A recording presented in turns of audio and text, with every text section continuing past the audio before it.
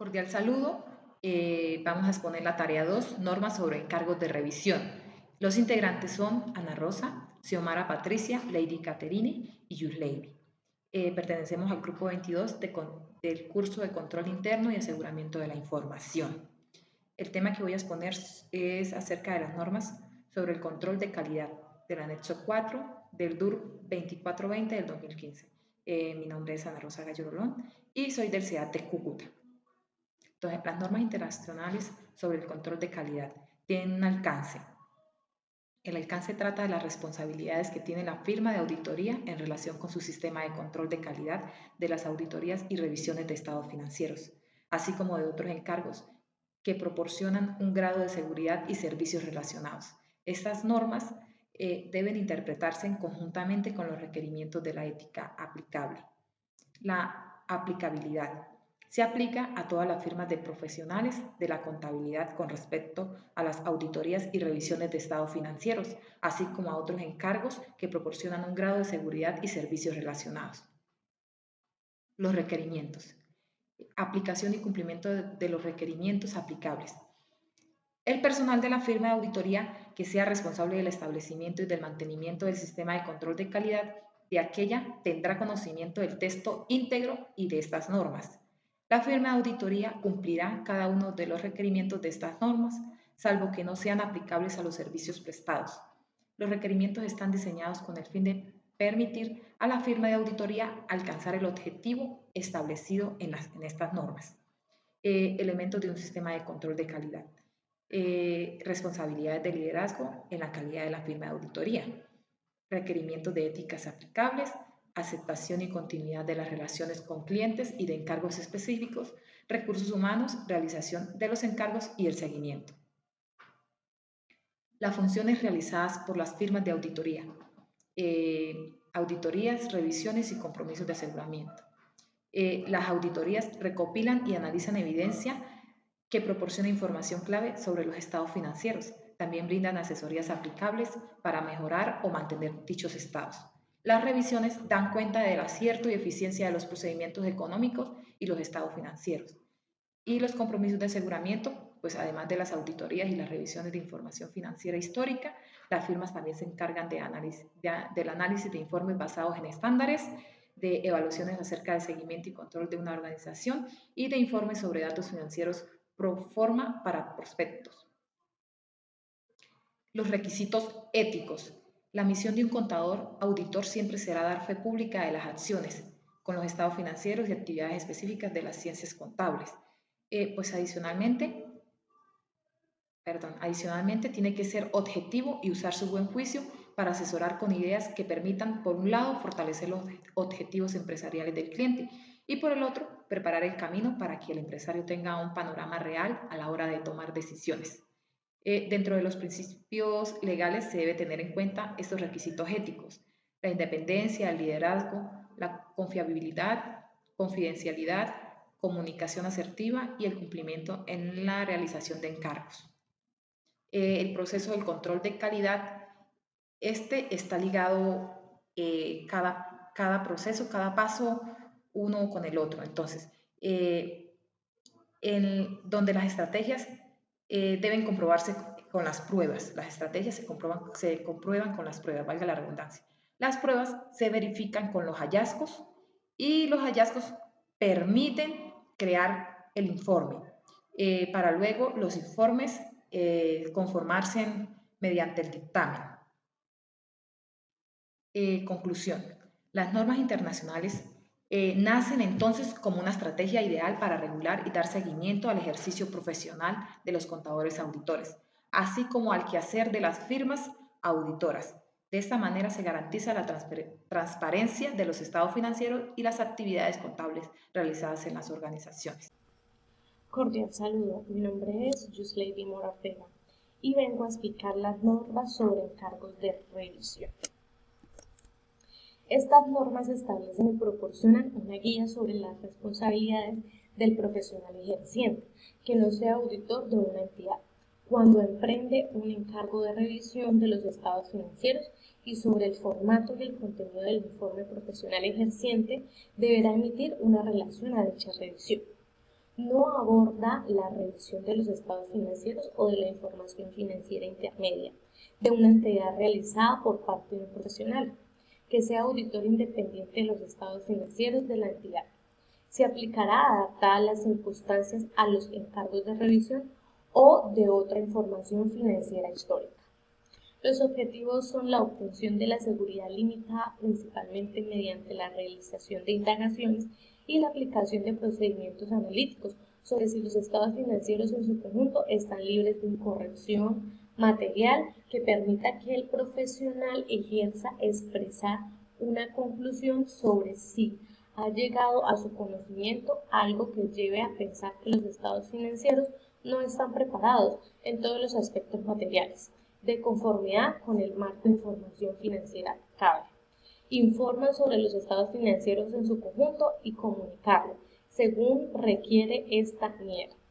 En todos los casos en los que no se pueda obtener una seguridad limitada y, dadas las circunstancias, una conclusión con salvedades en el informe del profesional ejerciente no sea suficiente, esta NIER requiere que el profesional ejerciente deniegue la conclusión o se abstenga de concluir, o en su caso que renuncie al encargo si las disposiciones legales o reglamentarias aplicables así lo permiten. Los principios generales del encargo de revisión. El profesional ejerciente debe cumplir con el Código de la Ética Profesional para Contadores, profesional emitido por la Federación Nacional de Contadores. Los principios éticos que rigen las responsabilidades del profesional ejerciente son independencia, integridad, objetividad, competencia profesional y debido cuidado, confidencialidad, conducta profesional, normas técnicas. El profesional ejerciente deberá planificar y realizar la revisión con actitud, excepcionismo profesional y reconocerá que puede existir circunstancias que lo hagan que los estados financieros estén significativamente distorsionados. A fines de expresar un grado de seguridad negativa en el informe de revisión, el profesional ejerciente deberá obtener evidencias válidas y suficientes, principalmente mediante indagaciones y procedimientos analíticos, para poder llegar a conclusiones. La planificación. El profesional ejerciente deberá planificar en el trabajo con el fin de realizar un encargo de manera eficaz. Al planificar la revisión de los estados financieros, el profesional ejerciente deberá conocer o actualizar los conocimientos sobre su negocio e incluso tener en cuenta la organización de la entidad, los sistemas contables, las características operativas y la naturaleza de su activo, pasivo, sus ingresos y sus gastos. El profesional ejerciente necesitará comprender dichos temas y otros que sean pertinentes para los estados financieros, como por ejemplo conocer los métodos de producción y de distribución, las líneas de productos, las instalaciones operativas y las partes relacionadas con la entidad. El profesional ejerciente necesita comprender dichos temas para poder realizar indagaciones relevantes y diseñar los procedimientos, además de valorar las respuestas y demás información obtenida. Los procedimientos y las evidencias son: el profesional ejerciente deberá aplicar su criterio cuando determine la naturaleza, la oportunidad y la extensión específica de los procedimientos de revisión. El profesional ejerciente se guiará por los aspectos tales como todo conocimiento adquirido mediante la realización de auditorías o revisiones de los estados financieros del periodo anteriores. El conocimiento del profesional ejerciente sobre el negocio, incluso en la relación de los principios y prácticas contables de la industria en la cual opera la entidad. Los sistemas contables de la entidad. El grado hasta el cual un elemento particular se ve afectado por el criterio de la administración. La significación de las operaciones y saldos de cuenta. Las conclusiones e informes. El informe de revisión deberá contener una expresión escrita clara de un grado de seguridad negativo. El profesional ejerciente deberá revisar y valorar las conclusiones que surjan de las evidencias obtenidas con base de la expresión de un grado negativo. Sobre la base del trabajo realizado, el profesional ejerciente deberá valorar si la información obtenida durante la revisión indica que los estados financieros no dan panorama verdadero e imparcial o que no están presentados de forma razonable en todos los aspectos significativos, de acuerdo con el marco de la información financiera aplicable. El informe de revisión de los estados financieros describe el alcance del encargo con el fin de permitir al lector comprender la naturaleza del trabajo realizado y dejar claro que no se realizó una auditoría y por lo tanto no se emite un dictamen de la auditoría. Hola, mi nombre es Xiomara Patricia Orejarena Plata y hoy les voy a hablar de las normas sobre otros encargos de aseguramiento, anexo 4 del TUR 2420 del 2015. Introducción. La finalidad de esta norma internacional de encargos de aseguramiento, NIEA, es establecer los principios básicos y los procedimientos esenciales, así como proporcionar orientaciones para la realización por parte de los profesionales de la contabilidad en ejercicio, denominados profesionales ejercientes, a efectos de esta NIEA, de encargos de aseguramiento distintos de la auditoría o de la revisión de información financiera histórica, cubiertos por las normas internacionales de auditoría, NIA, o por las normas internacionales de encargo de revisión, NIER. Aceptación y continuidad del encargo.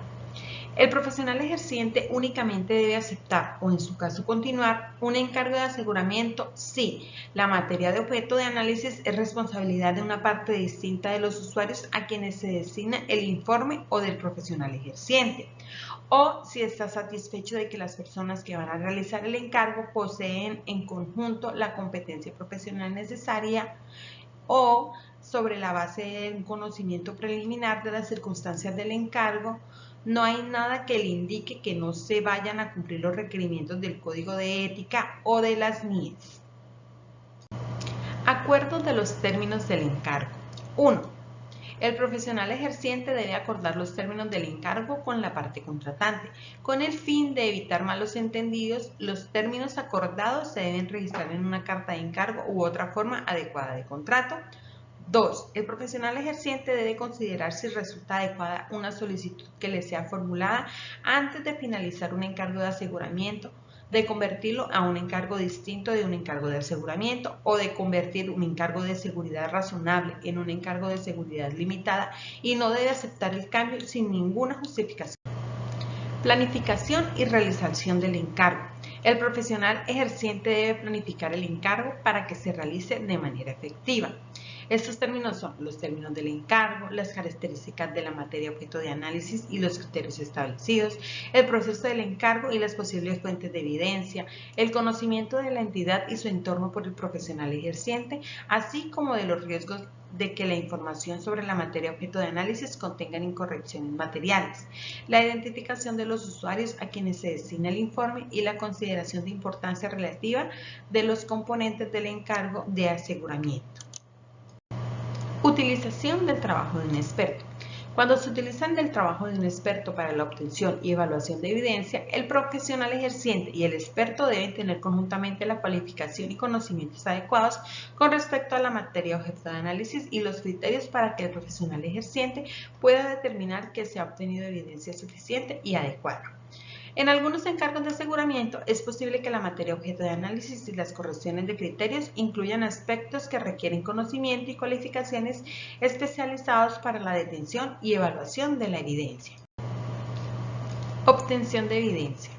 El profesional ejerciente debe obtener evidencia suficiente y adecuada para fundamentar su conclusión. En un encargo de seguridad razonable se obtiene evidencia suficiente y adecuada como parte de un proceso repetitivo y sistemático que corresponde. Obtener conocimiento de la materia objeto de análisis y de otras circunstancias del encargo, lo cual, dependiendo de la materia objeto de análisis, incluye obtener conocimiento de control interno. Sobre la base de dicho conocimiento, valorar los riesgos de que la información sobre la materia objeto de análisis contenga incorrecciones materiales. En respuesta de los riesgos valorados, desarrollar respuestas globales y determinar la naturaleza, el momento de realización y la extensión de los procedimientos posteriores. Aplicar procedimientos posteriores relacionados claramente con los riesgos identificados utilizando una combinación de inspección, observación, confirmación, recálculo, reejecución, procedimientos analíticos e indagación. Evaluar la suficiencia y adecuación de la evidencia. Preparación del informe de aseguramiento. El profesional ejerciente debe concluir sobre si ha obtenido evidencia suficiente y adecuada para sustentar la conclusión expresada del informe de aseguramiento.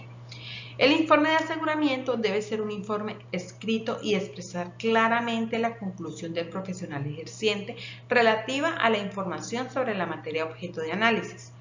Expresar verbalmente o de otra manera las conclusiones puede ser malentendido sin el soporte de un informe escrito. Por este motivo, el profesional ejerciente no informa verbalmente o mediante el uso de símbolos sin proporcionar también un informe de aseguramiento definitivo. Esta NIA no requiere un formato estandarizado de informe para todos los encargos de aseguramiento. Conclusiones. Pueden darse tres clases de conclusiones. Sin salvedad desfavorable, existe una limitación del alcance del trabajo del profesional ejerciente, es decir, las circunstancias impiden o la parte responsable o la parte contratante imponen una restricción que impide que el profesional ejerciente obtenga la evidencia necesaria para reducir el riesgo del encargo a un nivel adecuado. Conclusión con salvedades o una denegación. La conclusión del profesional ejerciente se expresa haciendo referencia a la afirmación de la parte responsable y dicha afirmación no es una declaración fiel a todos los aspectos de la materia. Conclusión con salvedades o una conclusión desfavorable. Cuando se descubre después de haber aceptado el encargo que los criterios no son adecuados o que la materia objeto de análisis no es adecuada para un encargo de aseguramiento. Cordial saludo, mi nombre es Xiomara Patricia Orejarena Plata y a mí me correspondió el Código de Ética para Profesionales de la Contabilidad del anexo 4 del DUR 2420 del 2015.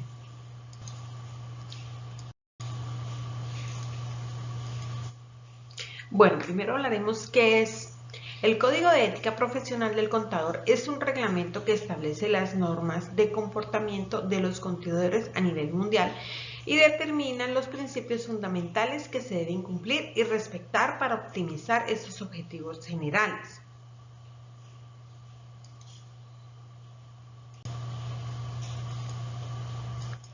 El Código de Ética para Profesionales se divide en tres partes, A, B y C. La parte A habla de la aplicación general del código. Esta establece los principios fundamentales de ética profesional para los profesionales de la contabilidad y proporciona los marcos conceptuales. La parte B es para los profesionales de la contabilidad en ejercicio y aplica para ellos. Y la parte C es la contabilidad en las empresas, que aplica a los profesionales que se desarrollan en esto. Es posible que esos profesionales estén en ejercicio y sea relevante para ciertas circunstancias. Ok, ahora hablaremos de la parte A del Código de Ética. Esta habla de los principios fundamentales de este código, que son la integridad, objetividad, competencia y diligencia profesional, confidencialidad y comportamiento profesional. La integridad es prácticamente ser franco, honesto, lo mismo que significa para lo demás. La objetividad es no permitir que perjuicios, conflictos de intereses influyan indebidamente sobre el desarrollo de nuestra actividad. La competencia y diligencia es mantener el conocimiento y la aptitud profesional a los niveles necesarios para asegurar que el cliente o la entidad que el trabajo que recibe es bueno, profesional y competente.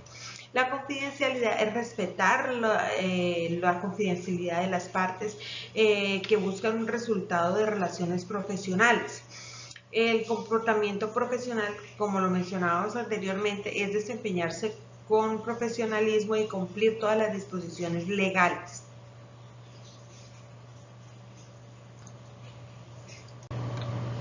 Parte B, profesionales de la contabilidad en ejercicio. Esta parte nos habla pues precisamente del ejercicio de la contabilidad.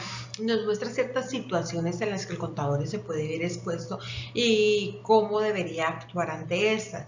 No se encuentran todas, el contador debe tener su integridad intacta para desempeñar muy bien su función. Hablaremos de algunas. 1. Nombramiento profesional. Antes de aceptación de relaciones con un nuevo cliente, el profesional de la contabilidad en ejercicio determinará si la misma originaría una amenaza en relación con el cumplimiento de los principios fundamentales. 2. Conflicto de intereses. Un conflicto de intereses origina una amenaza en relación con la objetividad y puede originar amenazas en relación con los demás principios fundamentales. Segundas opiniones.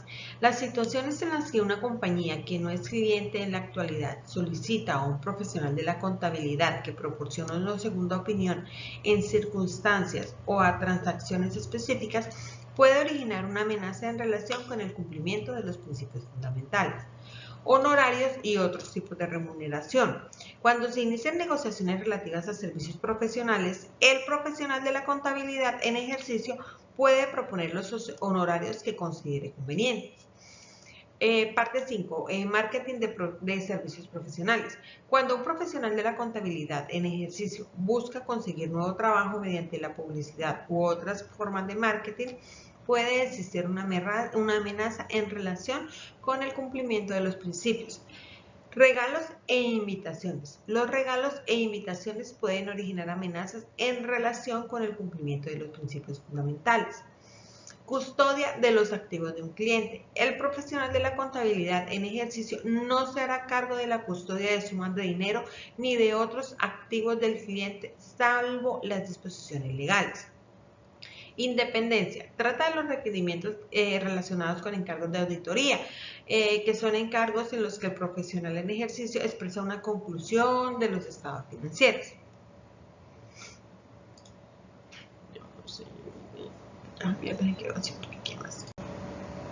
Parte C, profesionales de la contabilidad en la empresa.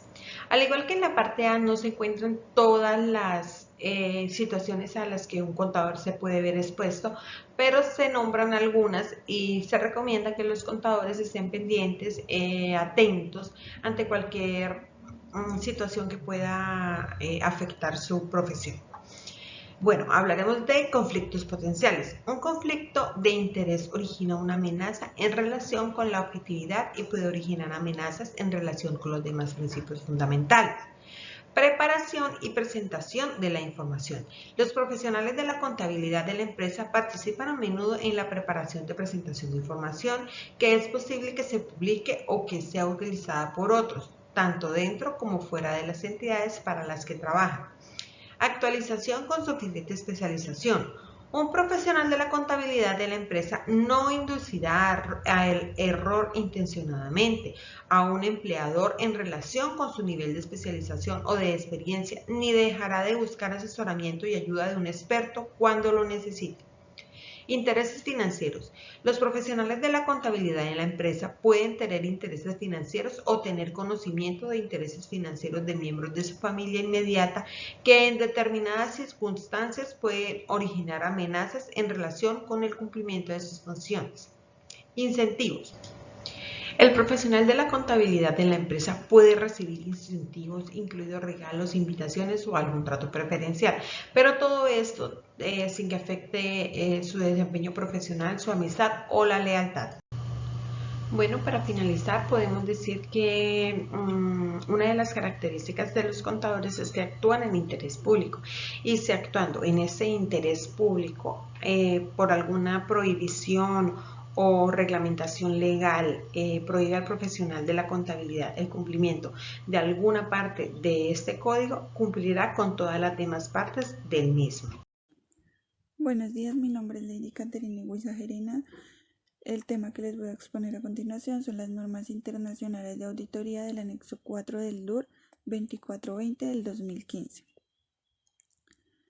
Las normas de auditoría son el conjunto único de estándares que se aplican a las auditorías para todas las organizaciones como componente básico para la arquitectura financiera mundial, las cuales son indispensables para un auditor independiente.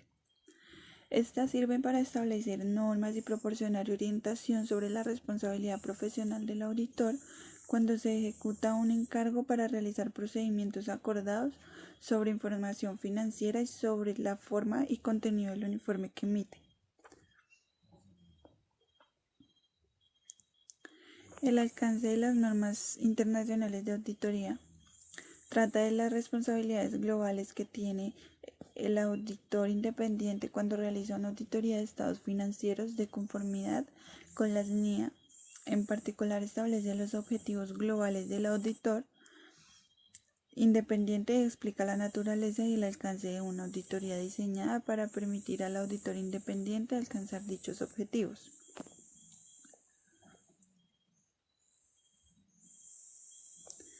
La auditoría de los estados financieros. El objetivo de una auditoría es aumentar el grado de confianza de los usuarios en los estados financieros.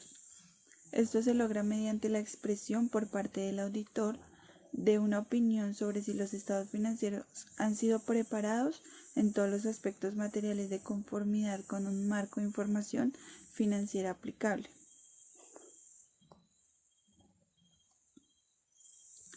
Los objetivos de las normas internacionales de auditoría del anexo 4 del DUT 2420 del 2015 son los siguientes. Identifica y valore los riesgos de incorrección debida a fraude o error basándose en el conocimiento de la entidad y de su entorno, incluido el control interno de la entidad. Obtenga evidencia de auditoría suficiente y adecuada sobre si existen incorrecciones materiales mediante el diseño y la implementación de respuestas adecuadas a los riesgos valorados. Se forma una opinión sobre los estados financieros basadas en las conclusiones alcanzadas a partir de la evidencia de auditoría alcanzada.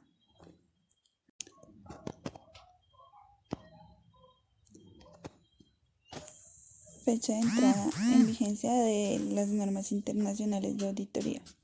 Esta NIA se aplica a las auditorías de estados financieros correspondientes a periodos iniciados a partir del 15 de diciembre del 2009. Los requerimientos de estas son: el auditor cumplirá los requerimientos de ética, incluidos los relativos a la independencia, aplicables a los encargos de auditoría de estados financieros. El escepticismo profesional. El escepticismo profesional implica una especial atención, por ejemplo, a la evidencia de auditoría que contradiga otra evidencia de auditoría obtenida, la información que se cuestione la fiabilidad de los documentos y las respuestas a las indagaciones que vayan a utilizarse como evidencia de la auditoría, las condiciones que puedan indicar un posible fraude, las circunstancias que sugieran la necesidad de aplicar procedimientos de auditoría adicionales a los requeridos por las NIA. Con este tema finalizamos la presentación grupal de la actividad de la fase 2. Muchas gracias.